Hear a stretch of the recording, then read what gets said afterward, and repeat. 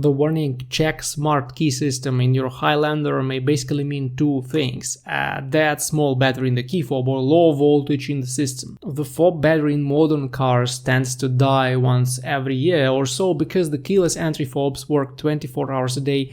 Even if they are not used, they constantly send signals in order to communicate with the car systems once the key fob is in the 30-foot area around the vehicle. Earlier fob batteries used to last for a decade. Now they last 10 to 15 months only, so keep this in mind.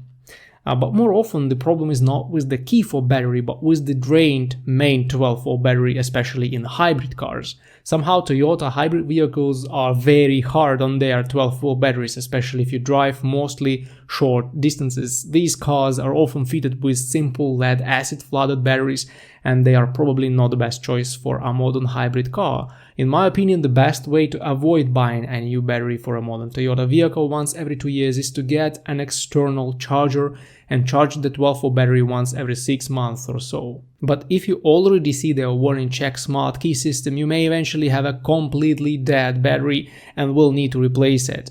I would still try to connect a charger to it and add some juice, but this may help for a short period of time, since deeply discharged lead acid batteries usually require replacement rather than charging.